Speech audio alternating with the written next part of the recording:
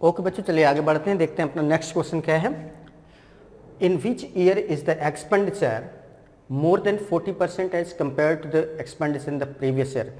पिछले वर्ष के व्यय की तुलना में किस वर्ष में व्यय 40% से अधिक है। व्यय मतलब डार्क वाला, एक्सपेंडिचर डार्क वाला देखना है। देखो बच्चों, यहाँ पर इधर देखो, पिछले वर्ष की तुलना में मतलब इसको और इसको देखना। जैसे ये है तो इसका पिछला वर्ष ये बनेगा, इसके लिए पिछला वर्ष ये बनेगा, इसके लिए पिछला वर्ष ये बनेगा, इसके लिए पिछला वर्ष ये बनेगा।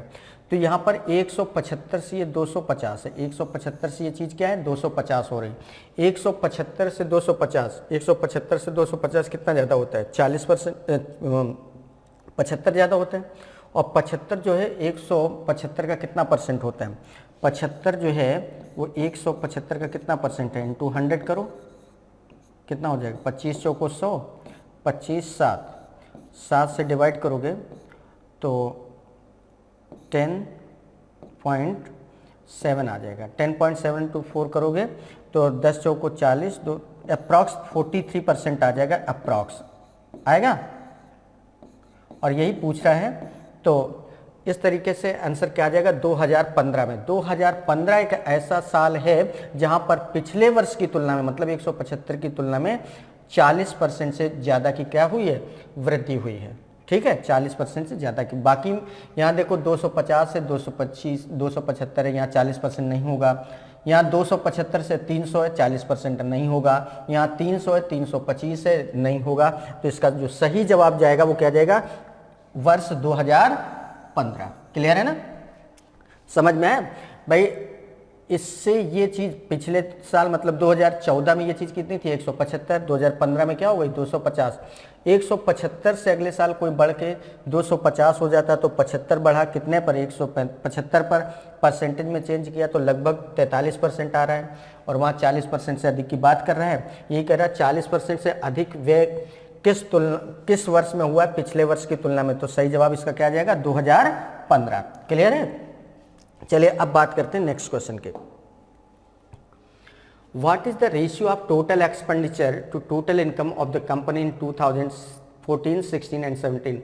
What is the ratio of total expenditure to total income to the of the company in 2014, 16 and 17। 2014, 16 और 17 में कंपनी के कुल व्यय और कुल आय का अनुपात। तो 2014, 16 और 17 में, 2014 में अगर हम इनकम देखें तो कितनी है 225, 14 के बाद 16, 16 में कितनी है 325, 2017 में 350, टोटल कितनी हुई, ये हो जाएगी 25, 25, 50, साढ़े भाई देखो 203, 503, 801, 900 हो जाएगा। कितना हो जाएगा बच्चों 900।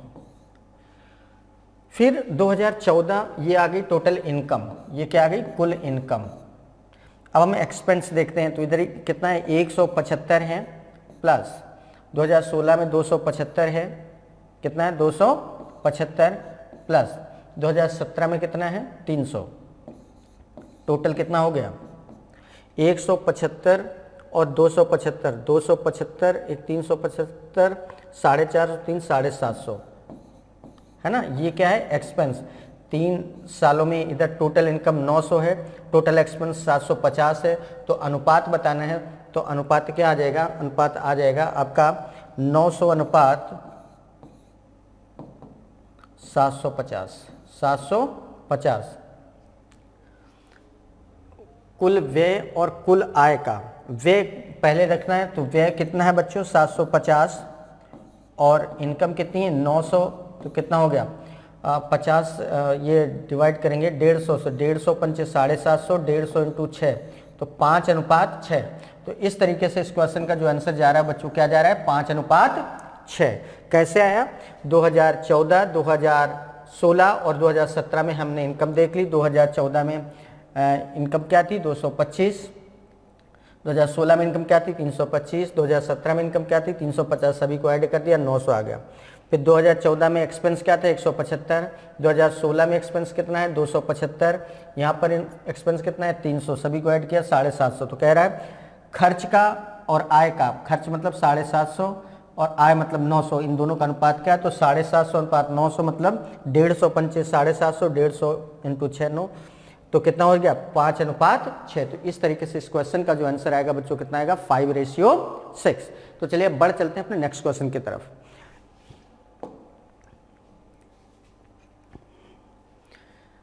क्वेश्चन है in triangle ABC AD is the bisector of angle BAC meeting BC at day if AC equal 21 cm, BC equal 12 cm and the length of BD is 2 cm less than DC, then the length of side AB।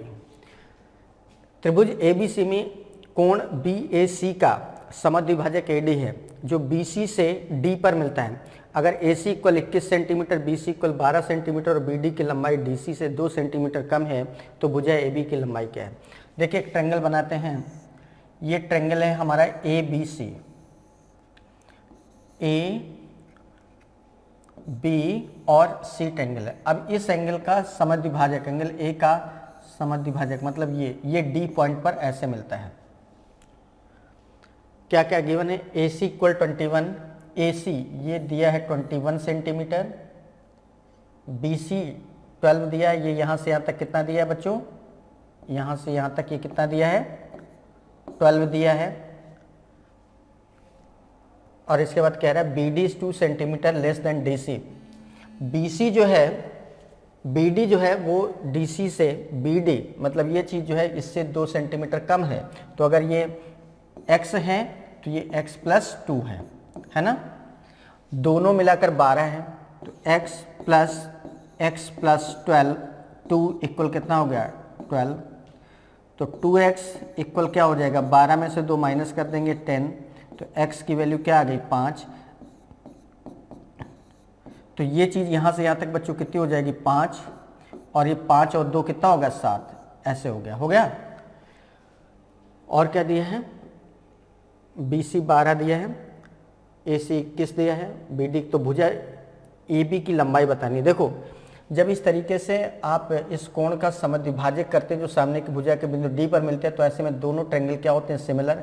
और जब दोनों triangle similar होते हैं तो ऐसे में क्या होता है, भुजाओं का अनुपात कांस्टेंट होता है। मतलब जैसे इसमें ये भुजा और ये भुजा ले लेंगे तो AB अपॉन BD हो जाएगा, AB अपॉन BD इक्वल इसमें क्या हो जाएगा AC upon DC, AC upon DC हो जाएगा। अब वैल्यू रखो, AB की लंबाई निकालनी तो AB ऐसे लिख दिया, BD हमारा कितना है, BD कितना है 5 आ रहे हैं, AC कितना है, AC आ रहा है हमारा 21, DC कितना आ रहा है 7 आ रहा है। तो इस तरीके से 7 से इसको डिवाइड किया तो 3 आ गया। तो AB अपॉन 5 इक्वल कितना हो गया, AB अपॉन 5 इक्वल कितना आ गया बच्चों 3। तो AB इक्वल क्या आ जाएगा 5 इंटू 3 मतलब 15 सेंटीमीटर है ना। और 15 सेंटीमीटर बच्चों कहाँ पर ऑप्शन दिया है, ऑप्शन नंबर बी। तो इस तरीके से इस क्वेश्चन का जो आंसर आएगा वो क्या आ जाएगा, ऑप्शन नंबर बी। ये था आपका क्वेश्चन। तो इस क्वेश्चन का आंसर क्या आएगा बच्चों, ऑप्शन नंबर बी 15 सेंटीमीटर। कैसे किया गया वो आपने समझ लिया। AD जो है वो इस कोण का समद्विभाजक था, मतलब इस कोण को 2 भागों में बांटते हुए आगे बढ़ रहा था और D पॉइंट पर मिला। BC पूरा दिया था 12, यहाँ से यहाँ तक 12 दिया था। फिर एक कंडीशन लगाई गई थी कि जो BD पार्ट है उससे DC 2 सेंटीमीटर क्या है ज़्यादा है, या ये वाला 2 सेंटीमीटर कम है। तो अगर ये BD हमने x मान लिया तो ये क्या होगा x प्लस 2, और इसको दोनों को मिलाएं तो 12 के बराबर आएगा। तो x प्लस 2 इक्वल 12, तो 2x इक्वल क्या हो गया 10, तो x की वैल्यू 5, मतलब ये चीज़ आ गई 5, तो ये आ गई 7। अब इसके बाद ये 2 ट्रायंगल सिमिलर ट्रायंगल हो गए। सिमिलर ट्रायंगल में 2 साइड्स का रेशियो कांस्टेंट रहता है, मतलब ये साइड और ये साइड ले ली, इसमें ये साइड और ये साइड ले ली। तो AB अपॉन BD बराबर होगा AC अपॉन CD। अब सबकी वैल्यू रख दी, सॉल्व कर लिया, तो AB की वैल्यू क्या आ जाएगी बच्चों, AB की वैल्यू आ जाएगी 15 सेंटीमीटर। इस तरीके से ये क्वेश्चन था। चलिए देखते हैं नेक्स्ट क्वेश्चन। नेक्स्ट क्वेश्चन हमारा क्या है,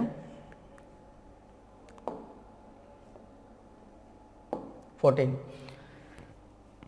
10 अंकों की एक संख्या 4, 6, 7, 8, 9 नंबर हमारी क्या है 4, 6, 7, 8, 9, x 5, 3, 1 और ये y। ये संख्या 72 से डिविजिबल है। ये पूरी नंबर किससे डिविजिबल बेटा? 72 से डिविजिबल है, 72 से डिविजिबल है। अगर ये नंबर 72 से डिविजिबल है पूरी, तो जाहिर सी बात है ये नंबर 8 और 9 से भी क्या होगी? डिविजिबल होगी। होगी कि नहीं? क्योंकि 72 अपने आप में 8 और 9 से क्या है? डिविजिबल है कि नहीं? तो इसका मतलब अगर ये पूरी नंबर 72 से डिविजिबल है तो डेफिनेटली ये नंबर 8 और 9 से डिविजिबल होगी। और अगर 8 से ये नंबर डिविजिबल होगी तो लास्ट 3 डिजिट लेते हैं, तो 3, 1 और y ले लिया। 3, 1 और y ले लिया। जरा यहाँ पर y की वैल्यू रखो। एक काम करते हैं, y की वैल्यू हम 2 रख कर देखते हैं तो ये कितना बन जाएगा? 312। और 312 को जरा 8 से डिवाइड करके देखो तो कितना हो जाएगा? 8 तिरका 24, 7 बचा 8, 9, 72, पूरा का पूरा डिविजिबल है। इसका मतलब y की वैल्यू क्या आ जाएगी? y की वैल्यू यहाँ पर क्या आ जाएगी? 312 लिखा ना, y की वैल्यू क्या आ गई? 2।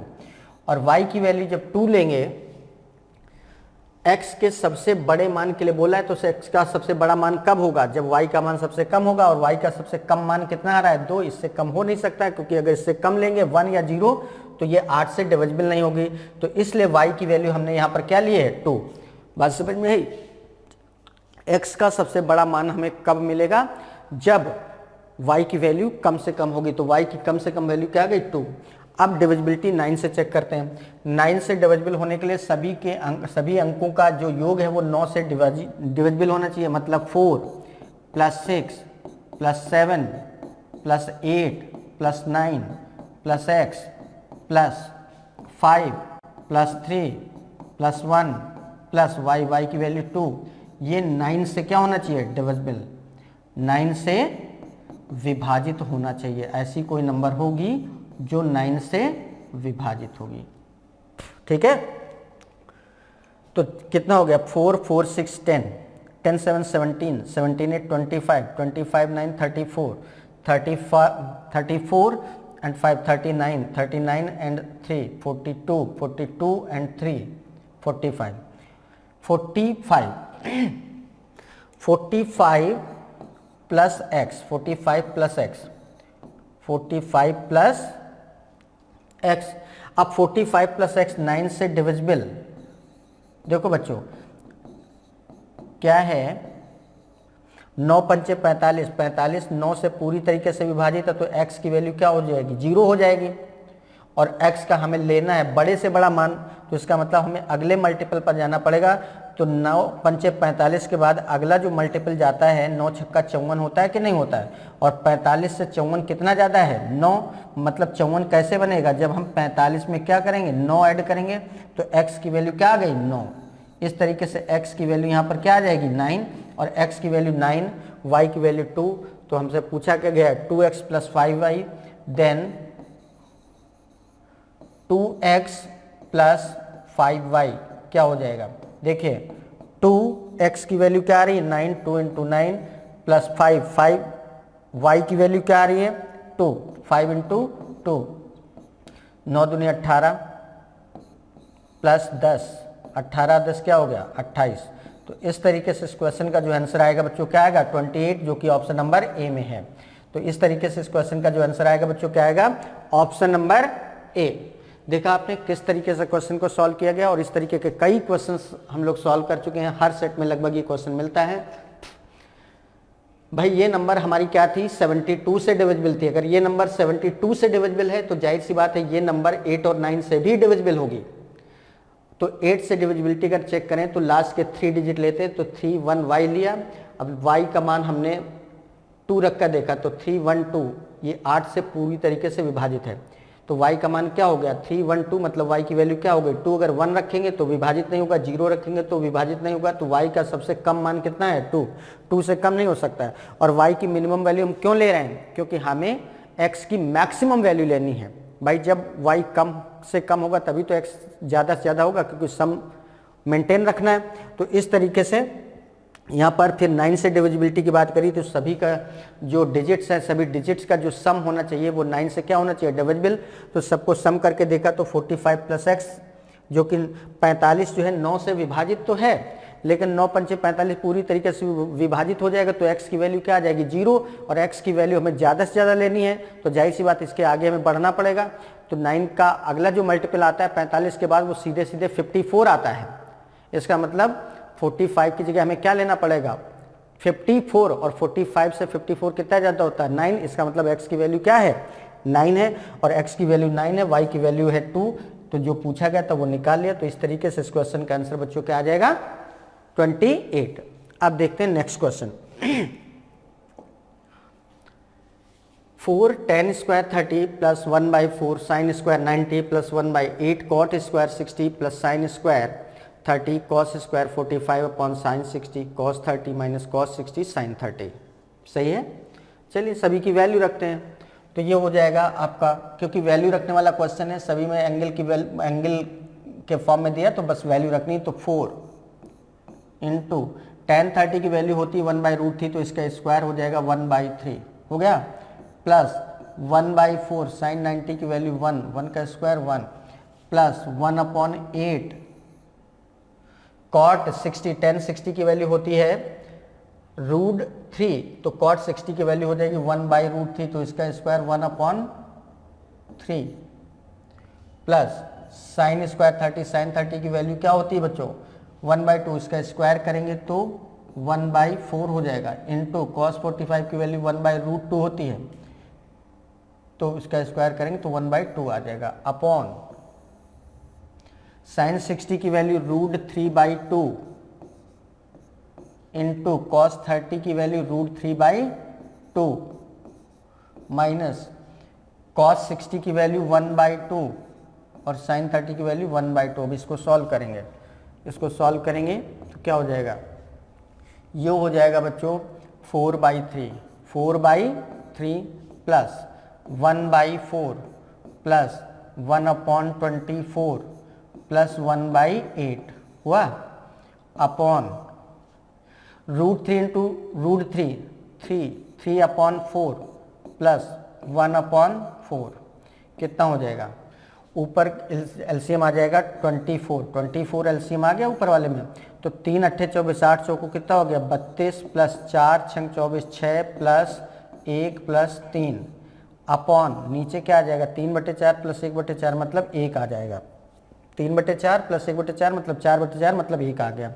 तो अब फाइनली कितना हो गया 32 6 38 38 4 42 42/24, तो 6 से डिवाइड कर दो, 6 7 42 6 चौको 24 7/4 7/4 4 से डिवाइड करेंगे 4 एकम 4 3 बचेगा 3/4। तो इस तरीके से इस क्वेश्चन का आंसर क्या आ जाएगा 1 3/4 और 1 3/4 किस ऑप्शन में है बच्चों, ऑप्शन नंबर ए में। तो इस क्वेश्चन का आंसर क्या है 1 3/4, एक सही 3/4 और एक सही 3/4 जो आंसर आया बच्चों, बस कुछ नहीं किया गया, बस डायरेक्ट सभी चीज़ों की ऐसा क्वेश्चन था, बस वैल्यू रखनी थी, वैल्यू रख के न्यूमेरिकली संख्यात्मक रूप से बस इसको सॉल्व कर लेना था और कुछ भी नहीं था, कुछ भी नहीं था। बस देखने में बहुत बड़ा सा क्वेश्चन लग रहा था, बट देखते ही समझ में आ गया था कि सभी की हमें क्या रखनी है, वैल्यू रखनी है, नथिंग एल्स, इसके अलावा और कुछ भी नहीं करना था।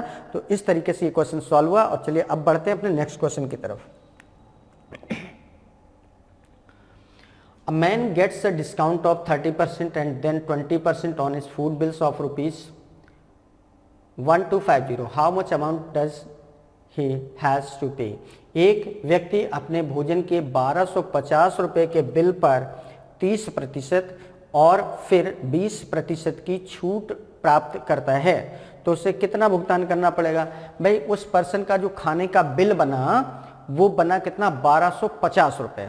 अब उस पर एक छूट मिली 30%, फिर अगली छूट मिली 20%, ठीक है। तो इस प्रकार फाइनल पेमेंट करना कितना करना पड़ेगा। तो देखो 1250 का बिल बना था बच्चों, अब 30% अगर छूट मिली इसको, तो जो 1250 है ओरिजिनल, उसका 30% जब छूट मिल जाएगी तो 70% ही तो अदा करेगा, तो इसका 70% 70/100 हो गया।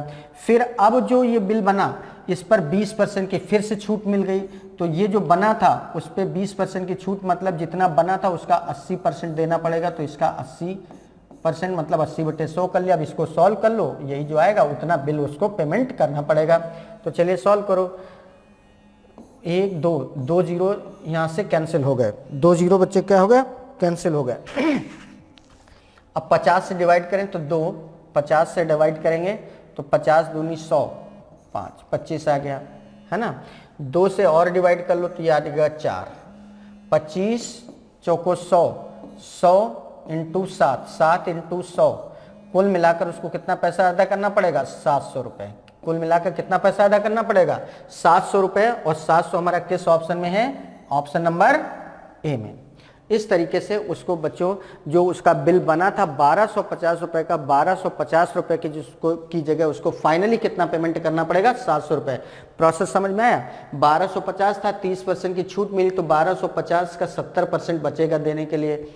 अब इतना भी नहीं देना है, उस पर फिर से 20% की छूट मिल गई, मतलब जितना बना था उसका फिर से 20% छूट मिल गई, मतलब जितना बन रहा है उसका 80% देना पड़ेगा। तो इसका फिर से 80% कर दिया, सॉल्व कर लिया तो 700। गलती से ये मत कर देना कि बोले 30% छूट ये मिल रही, 20% छूट ये मिल रही, 30, 20, 50% हो गया, बोले 1250 का 50% ऑफ हो गया। ऐसा गलती कभी मत करना। डिस्काउंट कैसे काउंट होता है, सक्सेसिव, जो पहला जो अमाउंट होता है उस पर जो है पहला डिस्काउंट काउंट होगा, फिर जो बचेगा उस पर अगला, अगर इसके बाद भी है तो उस पर अगला। इस तरीके से ये सिस्टम होता है, एक साथ कभी मत कर देना गड़बड़, ठीक है ना। तो चलिए अब आगे बढ़ते हैं, देखते हैं नेक्स्ट क्वेश्चन क्या है। 18 पुरुष किसी काम को 9 दिनों में पूरा कर सकते हैं। 5 दिनों तक काम करने के बाद 6 पुरुष उनसे और जुड़ गए, तो बचे हुए काम को पूरा करने में उन्हें कितने दिन लगेंगे। 18 पुरुष किसी काम को 9 दिनों में करते हैं। 18 men can complete a work in 9 days. After they have worked for 5 days, 6 more men joined them. How many days will they take to complete the remaining work? 18 पुरुष किसी काम को बच्चों 9 दिनों में करते हैं।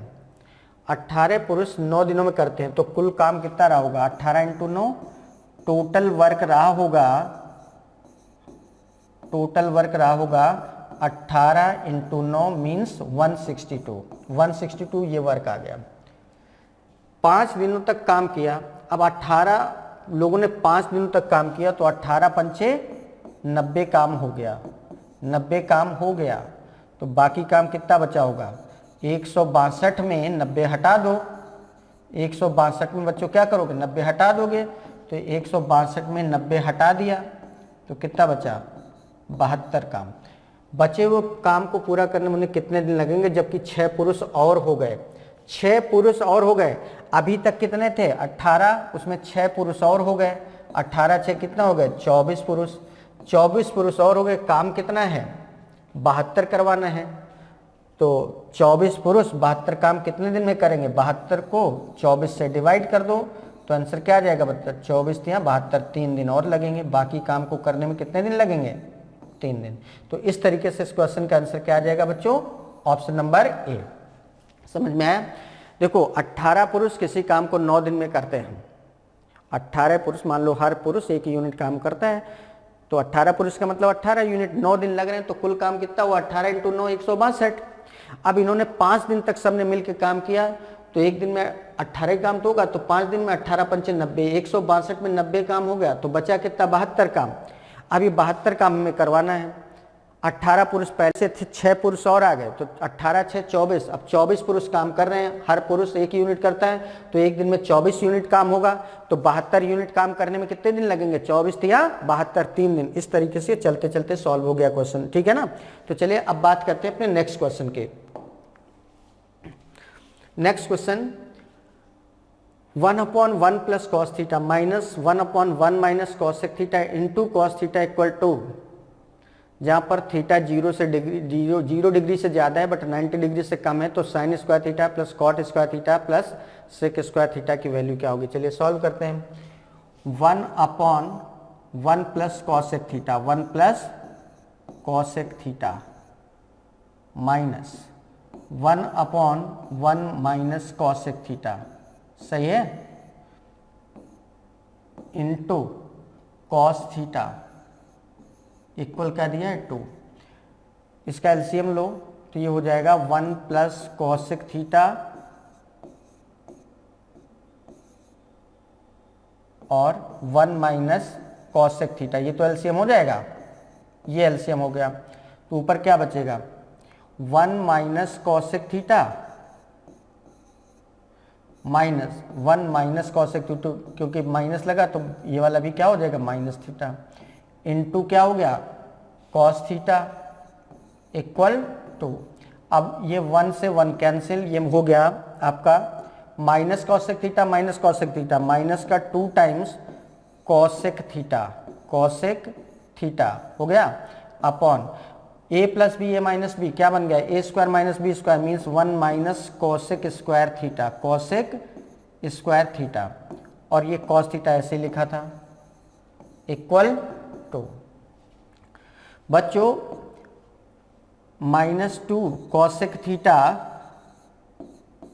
Upon 1 minus cosec square theta लिखा, cosec square theta -1 equal cot square theta होता है, तो 1 minus cosec square theta equal क्या होगा माइनस का कॉट स्क्वायर थीटा हो जाएगा, हो गया।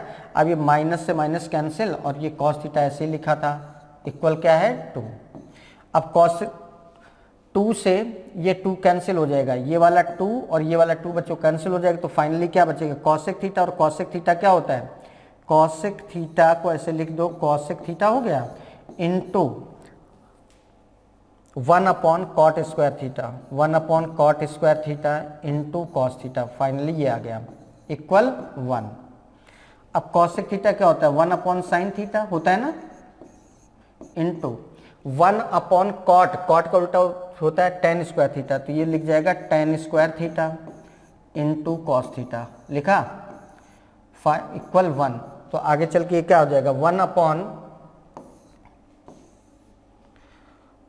Upon sine theta into sine square theta upon cos square theta into cos theta हो गया। अब बच्चों कॉस थीटा से ये कॉस थीटा कैंसिल हो गया, इस साइन थीटा से ये साइन थीटा कैंसिल होगा, साइन अपॉन कॉस, मतलब फाइनली क्या कितना बचा tan थीटा इक्वल में क्या चल रहा था 1, और tan में 1 वैल्यू किसकी होती tan 45 की, तो tan 45 हो गया, तो थीटा की वैल्यू क्या आ गई 45, और थीटा की वैल्यू 45 आ गई, तो क्या पूछ रहा था देन पूछ रहा था साइन स्क्वायर थीटा, तो साइन स्क्वायर 45 डिग्री हो गया plus cot square 45 cot square 45 plus sec square 45 sec square 45। अब सबकी वैल्यू रखो, साइन 45 की वैल्यू 1/√2 होती है, इसका स्क्वायर करोगे तो 1/2 प्लस कॉट 45 की वैल्यू 1 का स्क्वायर 1 सेक 45 कॉस का उल्टा होता है, कॉस 45 की वैल्यू 1/√2, तो सेक 45 की वैल्यू √2/1 मतलब √2 उसका स्क्वायर करोगे तो 2, तो 2 2 1 3 3.5, तो इसका आंसर क्या आ जाएगा 3.5, और 3.5 कहाँ पर आंसर दिया है ऑप्शन नंबर सी। तो इस तरीके से इस क्वेश्चन का आंसर बच्चों क्या आ जाएगा 3.5। तो देखा आपने किस तरीके से इस क्वेश्चन को सॉल्व किया गया है बच्चों, बहुत बढ़िया सा ये भी क्वेश्चन था। क्या किया गया है बस यहाँ पर देखिए, ये तो क्वेश्चन था, बस हमने क्या किया है एलसीएम लिया है, एलसीएम लेने के बाद इस तरीके से धीरे धीरे सॉल्व करते गए। फिर यहाँ पर 1 माइनस कॉसेक स्क्वायर थीटा की जगह हमने क्या लिख दिया माइनस कॉट स्क्वायर थीटा, क्यों क्योंकि कॉसेक स्क्वायर थीटा -1 होता तो हम कॉट स्क्वायर थीटा लिख जाते, लेकिन यहाँ उल्टा लिखा है तो उल्टा मतलब माइनस कर देंगे। अगर कॉसेक स्क्वायर थीटा -1 होता है तो कॉट स्क्वायर थीटा होता है, लेकिन ये 1 माइनस कॉसेक स्क्वायर थीटा है तो माइनस का कॉट स्क्वायर थीटा हो गया into cos theta equal to लिखा था। फिर कॉसेक थीटा को हम लोग क्या लिख पाते हैं 1 upon sine theta, 1 upon cot square theta है, कॉट का उल्टा tan होता है तो 1 अपॉन कॉट स्क्वायर थीटा की जगह tan स्क्वायर थीटा आ गया इंटू कॉस थीटा। आगे चल के इस तरीके से लिख दिया तो फाइनली tan थीटा बचा, उसकी वैल्यू 1 है, tan में 1 वैल्यू किसकी होती है 45 की, तो थीटा की वैल्यू हमको पता चल गई 45 है और थीटा की वैल्यू 45। तो पूछा गया था sine square theta plus cot square theta plus sec square theta, तो थीटा की वैल्यू 45 रखी, तो sine square 45 plus cot square 45 plus sec square 45 और सभी की वैल्यू रख दी। साइन 45 की वैल्यू 1/√2 होती तो इसका स्क्वायर 1/2, कॉट 45 की वैल्यू 1 होती तो 1 का स्क्वायर 1, सेक 45 की वैल्यू √2 होती है तो उसका स्क्वायर 2, सभी को ऐड किया तो आंसर क्या आ गया 3.5। इस तरीके से बच्चों इस क्वेश्चन को सॉल्व किया और आंसर 3.5 आया। Next question